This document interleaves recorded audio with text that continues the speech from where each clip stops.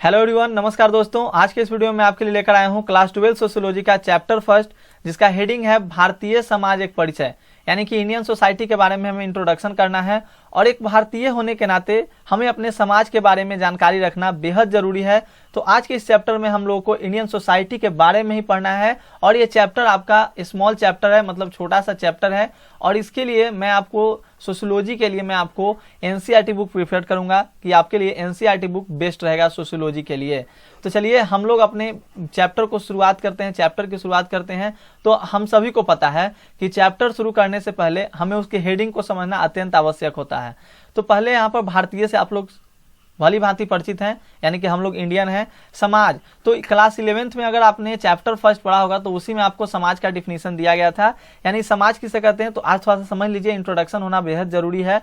समाज कहने का मतलब होता है कि एक से अधिक लोगों के समुदाय से, यानी कि एक से अधिक लोगों के कम्युनिटी से मिलकर बने एक बड़े समूह को, एक बड़े ग्रुप को क्या कहते हैं, तो हम लोग समाज कहते हैं। और अगर समाज शास्त्र की दृष्टि से देखें तो कहता है कि जो समाज होता है वो सामाजिक संबंधों का क्या होता है, तो जाल होता है। ये सब 11th क्लास में आपने पढ़ा होगा। और जो स्टूडेंट 11th क्लास नहीं पढ़े हैं तो टेंशन लेने की आवश्यकता नहीं है, मैं यहाँ पर आपको समझा कर पढ़ाऊंगा ताकि आपका कंसेप्ट क्लियर हो। और मैंने इस चैप्टर का नोट्स नहीं बनाया है, मैं आपके सामने एनसीईआरटी बुक को ही लेकर आया हूँ। चैप्टर 2 से हम लोग नोट्स बाय नोट्स पढ़ेंगे, क्योंकि ये स्मॉल सा चैप्टर था, इसमें मुझे लगा कि इसमें किसी तरह का नोट्स बनाने की कोई आवश्यकता नहीं है, इसलिए मैं केवल आप लोग को यहाँ पर समझाने का प्रयास कर रहा हूँ। देखिए, भारतीय समाज, तो इंडियन सोसाइटी के बारे में, समाज से आप लोग अब परिचित हो चुके हैं, समाज का डिफिनीशन भी आप लोगों ने जाना।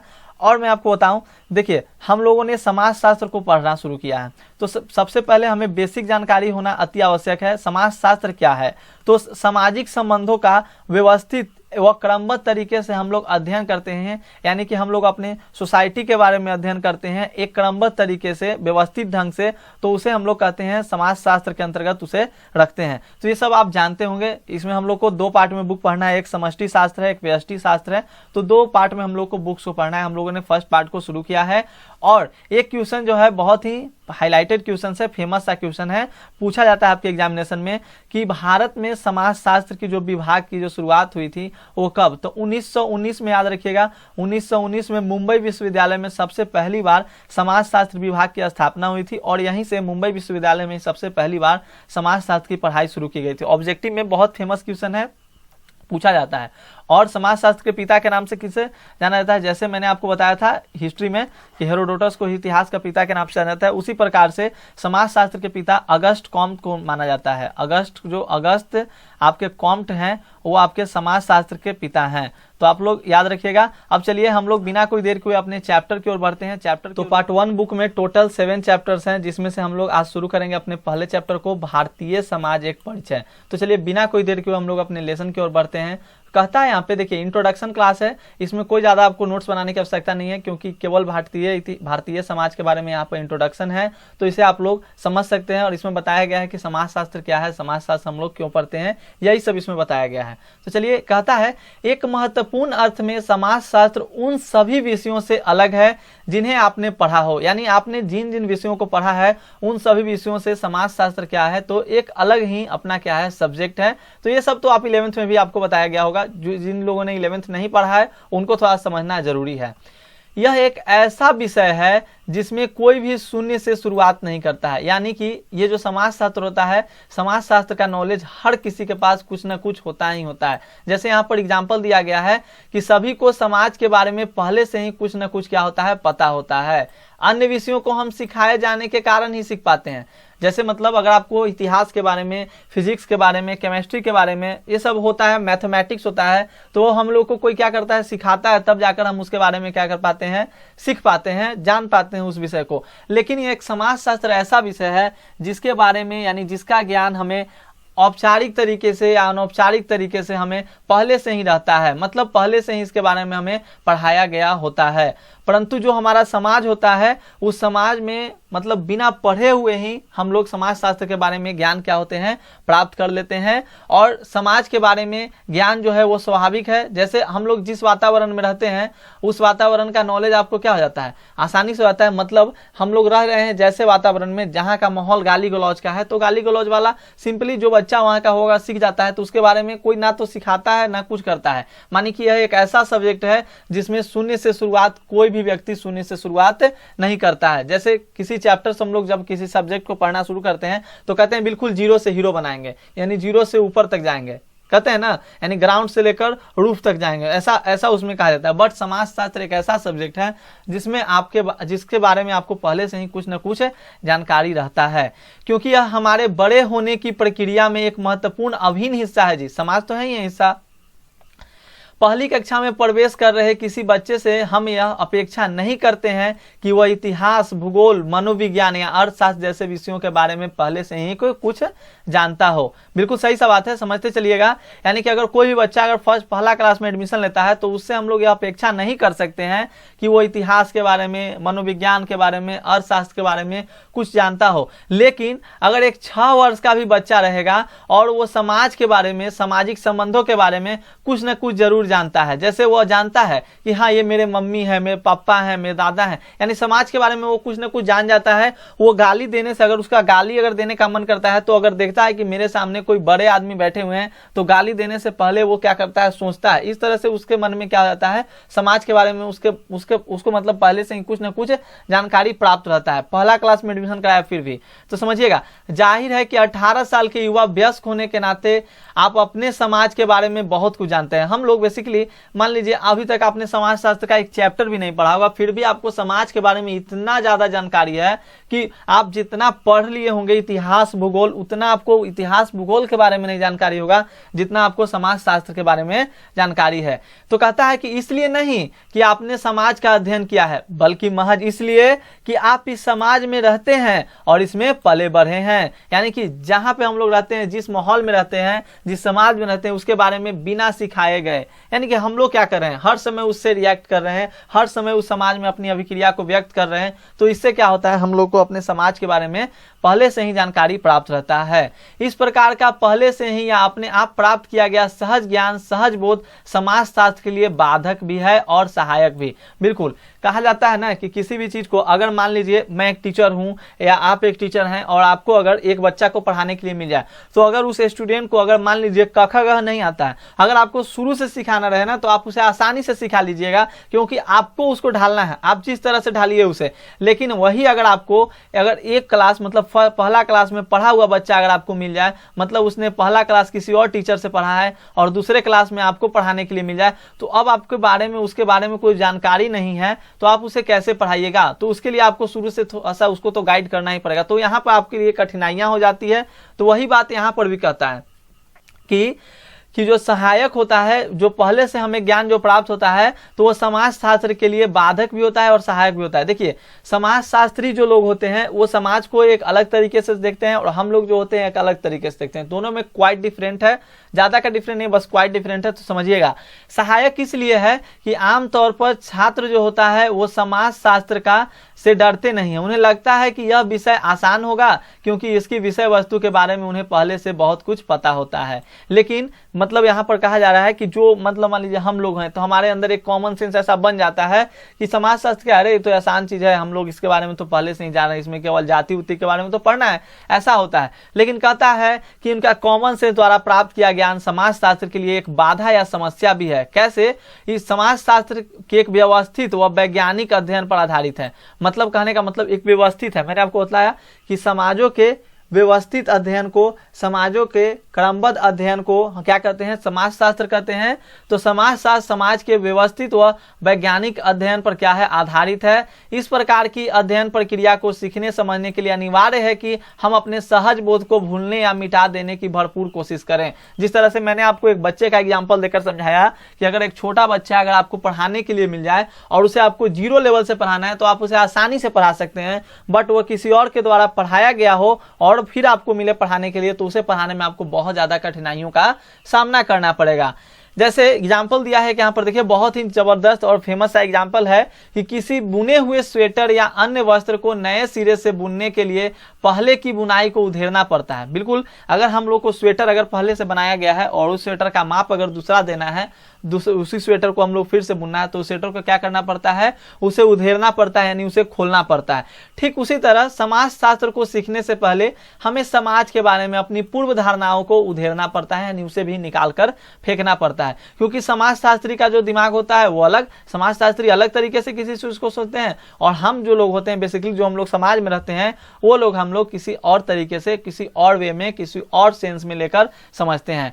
वास्तव में समाज शास्त्र को सीखने के प्रारंभिक चरण मुख्यतः यह भूलने की प्रक्रिया ही शामिल है।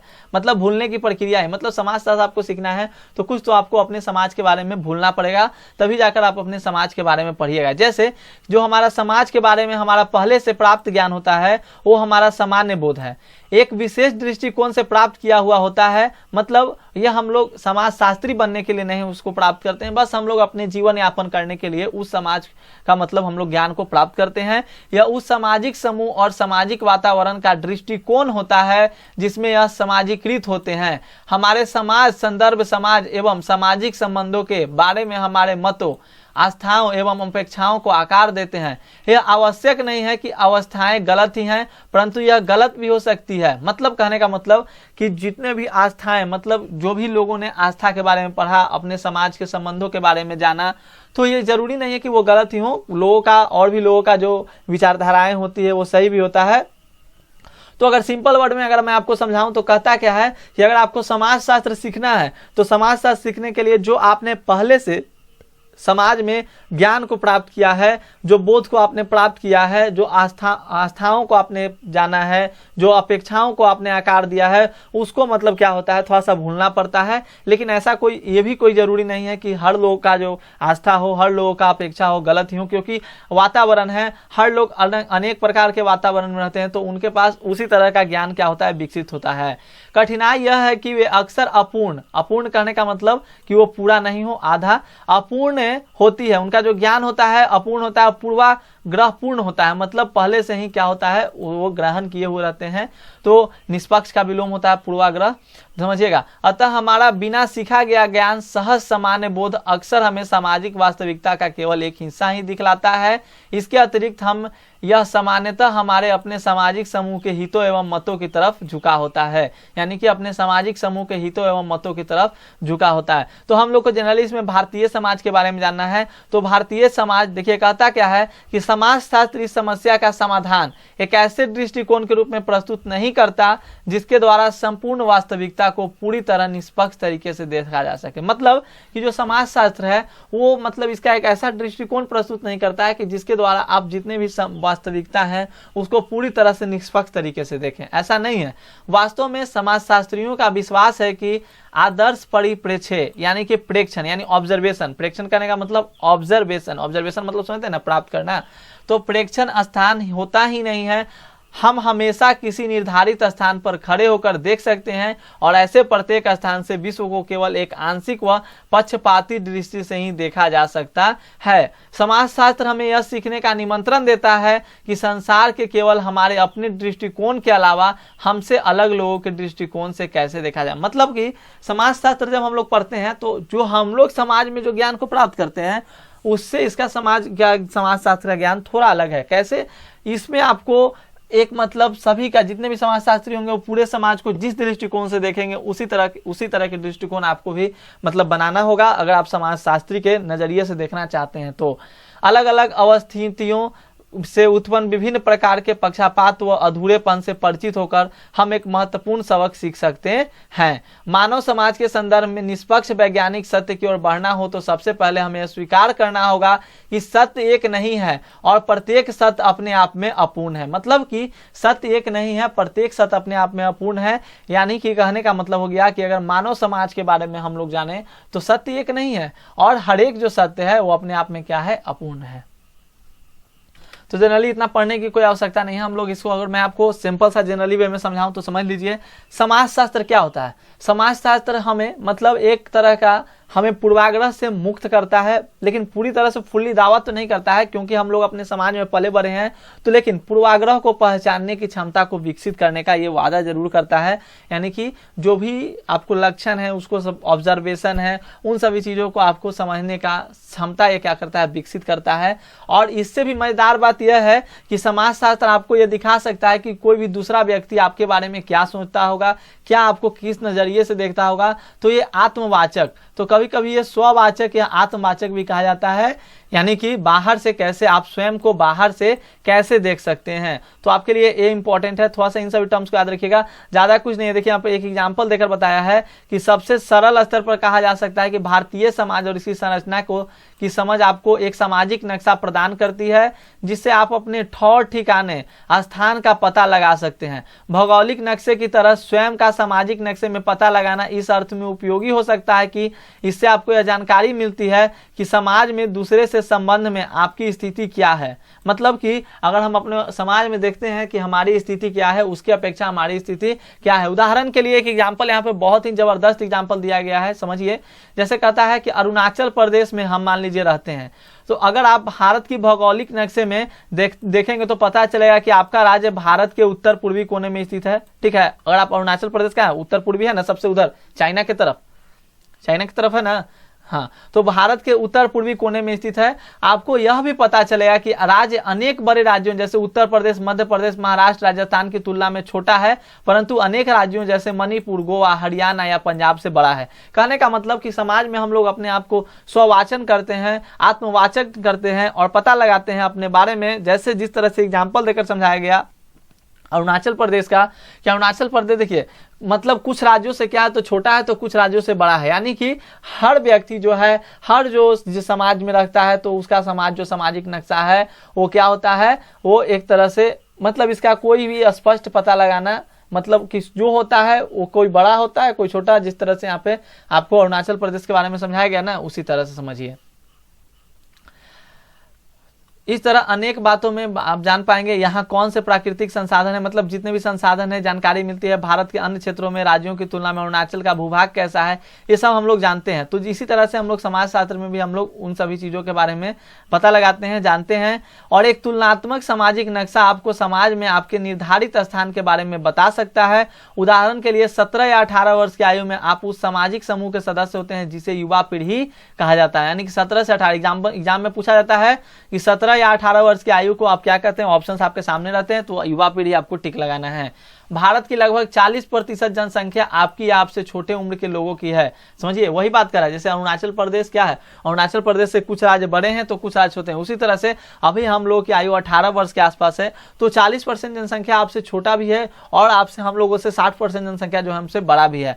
जैसे अगर गुजराती से गुजरात के लोग हैं तो गुजराती भाषा का प्रयोग करते हैं, आंध्र प्रदेश के लोग हैं तो तेलुगु भाषा का समझते। तो मतलब सभी लोगों का एक अपना अपना क्षेत्रीय भाषा होता है, क्षेत्रीय समुदाय का अनेक सभी लोगों का अपना अपना एक भाषा होता है। जैसे अब हम लोग जिस समाज में रहते हैं तो उस समाज में अब अपने मुताबिक हम लोग जानेंगे। जैसे हमारे यहाँ क्या होता है, मध्यम वर्ग, उच्च वर्ग, जाति क्या होता है, आर्थिक स्थिति से हम लोग देखते हैं। तो ये कहता है कि सामाजिक तरीके से हम लोग क्या कर सकते हैं, जानते हैं। लेकिन यहाँ पर एक समझिएगा, कहता है कि परंतु समाजशास्त्र केवल आपका या अन्य लोगों का स्थान निर्धारित करने में मदद करने एवं विभिन्न समूहों के स्थानों का वर्णन करने के अलावा और भी बहुत कुछ सिखा सकता है। जैसा कि एक प्रसिद्ध अमेरिकी समाजशास्त्री सी राइट मिल्स ने लिखा है कि समाजशास्त्र आपकी व्यक्तिगत परेशानियों एवं सामाजिक मुद्दों के बीच कड़ियों एवं संबंधों को उजागर करने में मदद कर सकता है। थोड़ा सा इसे समझ लीजिएगा, आपके एग्जामिनेशन के लिए इंपॉर्टेंट हो सकता है, तो इसे थोड़ा सा आप लोग रुकिए, 1 मिनट समझ ही लीजिए।